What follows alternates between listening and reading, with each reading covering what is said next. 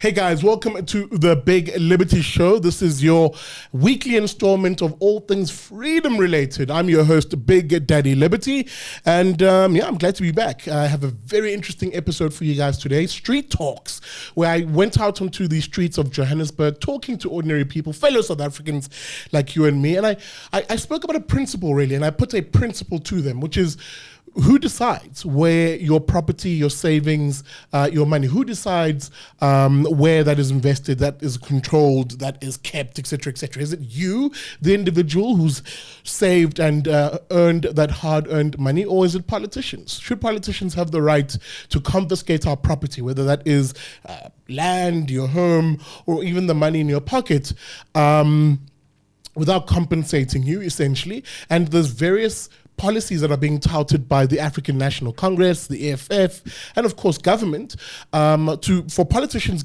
trying to give themselves the power to be able to confiscate your property without confiscating it. Now, we've spoken about expropriation without compensation itself, and you guys saw the campaign we ran again on that when we went to the union buildings, and I'll put the link to that video up here. And of course, you have seen us be very vocal against the other policy of prescribed assets, which again is another form of expropriation without compensation. And of course, more recently, our campaign against the national health insurance, which is effectively the nationalization of health in this country. These are three key policy areas that are not separate, and we shouldn't be viewed as being separate. They're one damn thing. It's politicians, the communists that I always rail against, coming after your savings, coming after the money that you have put aside. So it's a matter of really beginning to have you, the individual, get involved in the battle of ideas. And this is a battle against those of us who believe in freedom, empowering the family and individuals, versus those who want to empower the state and politicians. That is the critical line that we're drawing in the sand, essentially, on this. Now, I'm not alone in studio. I have the IRR head of campaigns, Mr. Marius Root, who of course is going to talk to us about what the Institute of Race Relations is launching as a campaign and really an alternative to expropriation without compensation. Remember, this conversation is more than just EWC and the proposed bill itself. It's also about prescribed assets and effectively the NHI. How do we protect your right to make decisions about your income, your savings, etc., etc.? Morris, what is happening? What are you guys launching today? Why is it important? Well, we've launched the Institute's alternative proposal for land reform in South Africa. Yeah. So it's written by our esteemed colleague, Dr. Anthea Jeffrey. Absolutely. And she's written a very in-depth and interesting document, which firstly looks at the history of South Africa, the land issue in South Africa, yep. why we're heading to a policy of expropriation without compensation. But we've put forward a number of very practical solutions. And just to give people just a very short overview of what they are, we need three principles for proper land reform in South Africa. That means we need secure individual title, we need access to finance at preferential interest rates for emerging farmers, and these farmers also need appropriate support from the state. So what should happen, rather than take land from successful farmers, the government should support poor farmers with preferential loans and upskilling. Instead of taking the property of ordinary people, the government should sell state land and give poor South Africans access to proper secure title, and then give them access to finance at the same time.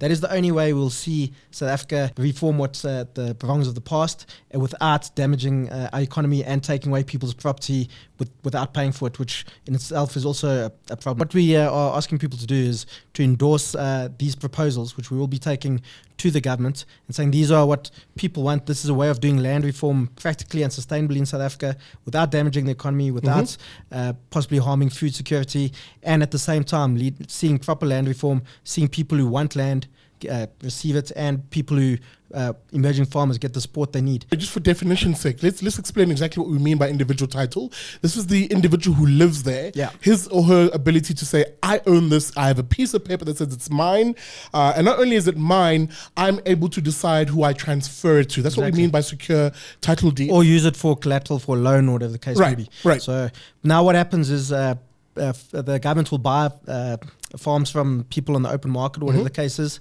They'll give it to land claimants and that. But the farm still belongs to the government. It does not belong to the people who live there. And we recently saw there was a story of a man, I think he was in Limpopo, called David Lakase.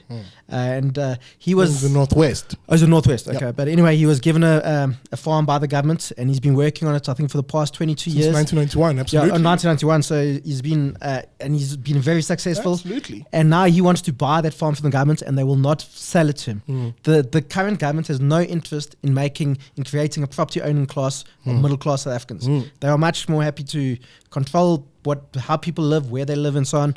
And that is the only way a country becomes prosperous is if people are allowed to own property. Absolutely, absolutely. There is no shortcut when it comes to this issue. And as I said, we at the Institute of Race Relations are launching this campaign with those 3 interventions, those 3 alternatives that Marius has listed that empower the citizen, empower the individual, empower really. And again, we talk a lot about the individual, but really we're a family society. And insofar as you have an example like the farmer that we're mentioning in the Northwest, he does what he does. He works as hard as he does for the benefit of family. And it is that investment that he makes through his toil, through his labor, into that piece of land, into that agribusiness that he has, that he hopes he can pass on to the next generation in his family. And what we're proposing here is to give people like him the security to be able to do that with the peace of mind, knowing that they own something, they can invest in it. These are the interventions that we're going to be fighting for. And this campaign is exactly about that. How do people get involved in it? What do you need to do to join the IRR if they endorse these ideas? How do they get involved? They can go onto our website. We've our EWC campaign pages there on our landing page.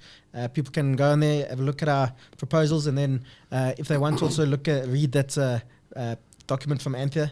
But you can see the proposals we have. If you agree with them, give us your name and number. And the more people we have that support us in this, the greater chance we'll have of success in actually changing the government's mind. I mean, one of the best ways to show that people are opposed to a policy is you need a force of numbers. And that's what we need. Absolutely. Absolutely. Speaking about Morris, firstly, thank you very much. And speaking about force of numbers and showing what South Africans think about these sort of policies that seek to fleece from them, whether it's prescribed assets, expropriation without compensation, which is what our campaign today is about. But remember, these 2 things are linked. They're not separate. I need to keep reminding people this. So I put this question to South Africans on the streets of Johannesburg. Would you voluntarily, for example, whether we're talking about prescribed assets or expropriation without compensation, would you voluntarily give your money or your assets or your goods to a government which is wasting, looting, and frivolously using these funds through various failed entities, whether it's the SOEs, the corrupt politicians? Are you willing to voluntarily give your money over to this sort of government? And of course, you'll find the answer to be quite rational, let me put it that from people. But then I put a second question to people. If you're not willing to voluntarily give your property or your money away, should politicians have the power to forcibly take it from you, whether it's a policy like expropriation without compensation, prescribed assets, or even the national health insurance, which is effectively the nationalization of health? That's the question I put to you on the streets, and this is what you had to say. My name is Big Daddy Liberty. This is the Big Liberty Show. Guys, I'm running a very simple exercise today. So there's a policy right now being proposed by politicians called prescribed assets. Simply what it means is they want to have the power to dig into your pension in order to fund, if you can imagine, Eskom, Sanral, Denel, any of these basically state-owned companies. And I'm asking South Africans a simple question. Are you willing to give up your money, your hard-earned money, into this box so that we can fund Abo Eskom and Denel? That's a good question. That's a very good question. Personally, no. I wouldn't want these entities funded by my pension money. But I do make the concession that government needs to draw the funds in order to run these state-owned enterprises from somewhere. Yeah, and I appreciate a conversation being had about where the money will come from. Just from a personal level, not from my pension. Yeah. So, for example, and you've made a strong case around why, you likely wouldn't want it to come from your pension because, again, it's your savings and you pay tax. Like every other South African, you pay taxes already. Now, the question I'd ask is this: would you be voluntarily willing to give your money? So, in other words, if I was a politician and fictitiously this box was what I was collecting money in, right now, would you be willing to put money in this box in order for me to take it right now to Eskom and give it over to them? Are you indirectly asking me how I feel about this state-owned enterprise? Pretty much. Okay. I'm not happy about the way they're being run, but I must make the concession again that they must be bailed out, from somewhere. Your money? Not my money. How much have you collected today? Nothing. I see. How much do you expect to collect? Hey man, are you willing to fund Eskom and Sanral and all these failing SOEs by putting your hard-earned money into this box? No. Perfect. If not, are you willing to have a politician come and take money out of your pension in order to do the same thing? You must leave my pension alone. Hello, sir. Are you willing to have a 2-second conversation with me? No? All right. Should government or politicians dig into your pension fund to do the same thing? No. Perfect. And I'm asking ordinary South Africans, would you, if hypothetical or even right now, willing to take money out of your pocket, put it into this box for me to deliver to Eskom? That's a good question. I feel like I pay enough tax already, so... And you'd be spot on? Yeah, so I would say no. All right. Would you be willing to part with your hard-earned money in order to fund failed SOEs like Eskom, etc., etc.? No. Thank you for your time. Would you be willing to part with your hard-earned money to pay for... No. All right. Okay. Doesn't want to hear it. But if politicians get their way, he's going to hear it. Would you be willing to part with your hard-earned money in order to fund these companies? No. Your question is a calculated question whereby it's going to drive me aggressive to say negativity about our current government, of which I'll never do that. In fairness, You know. I'm not really asking you to be negative with this current government. It's the policy I'm talking about. Is this policy a just one? You see, you can separate one's love for a particular political party or government, but when we're talking policy, we need to be frank and honest, shouldn't we? It is not just about the love, but it is about where was everybody else during the time of struggle. Now we have each and everyone out there. They're trying to establish their own political parties as if it's commercial, And so, I have to be very, very, very careful of how I respond to your questions because,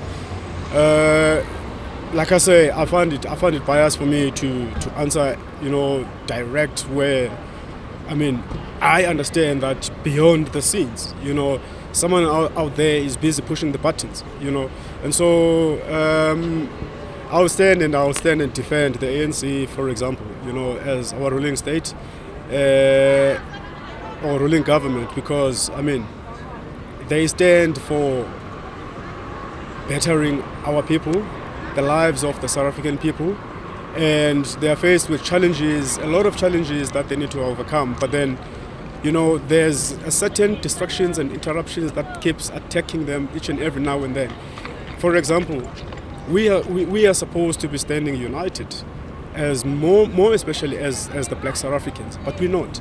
We are supposed to stand united, more especially as the Black African people across the African continent. We're supposed to love each other, we're supposed to respect each other, we're supposed to assist each other, but we are scattered right now and we're vulnerable. Let me push you on something because you're being a little bit evasive. It's almost as if I'm talking to a politician, and which is funny because in the show I generally avoid the politicians. But let me ask you a direct question, and it's really up to you as to whether you really want to answer it or not. I really get that you're an ANC supporter. That's not in contention. I talk to, if you've seen my show, I talk to ANC supporters, EFF supporters. There's no bias in that regard in the show, but there is bias when we talk about policy. Policy is under scrutiny, not the ANC, not the EFF necessarily, it's policy. And the issue I always have on this show is policy should always be directed at empowering the family and individuals and not politicians and the state. So I'm putting it to you quite directly actually.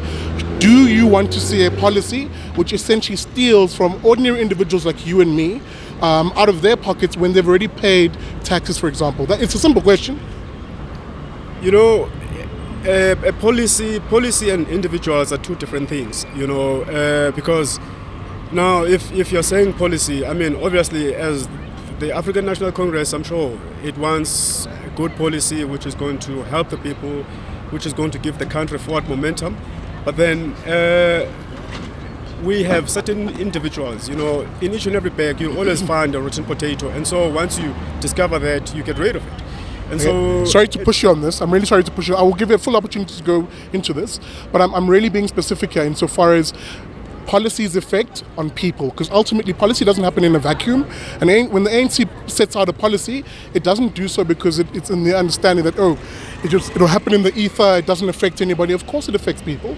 And in this instance, I'm putting it to you that the policy of prescribed assets, in other words, government and politicians giving themselves the power to take from people's pensions in order to fund things that they consider are important. Is that a good idea? Yes or no? The way you put it, it's how it is. Stating that taking from people's pensions, which drives my emotions, of which I'm not going to respond to that. Okay, but yeah, again, it's about being honest in the moment and having these conversations with people, because sometimes people have party allegiances, which I get, right? Like, people are emotional about their political parties, but I'm asking honest questions, policy questions, which need an honest answer. And sometimes people need to situate themselves in a policy decision, because ultimately that's who a policy affects, individuals, people like you and me.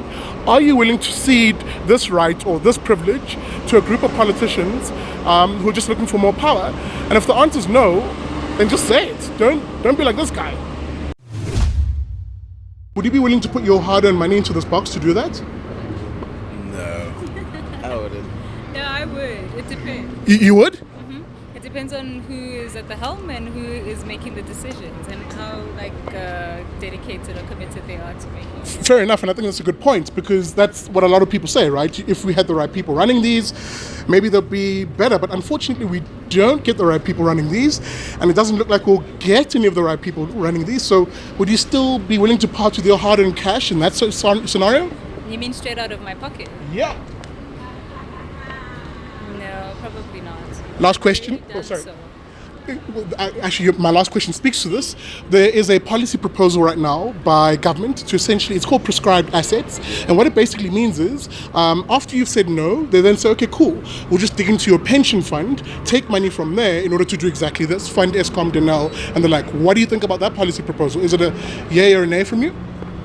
Just basically robbery.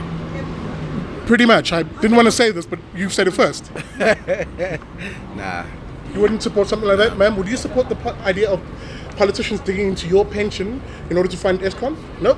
Guys, that's all I've been asking. Thank you so much for your time.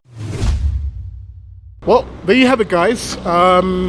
Ordinary people, not so keen on putting money in the box.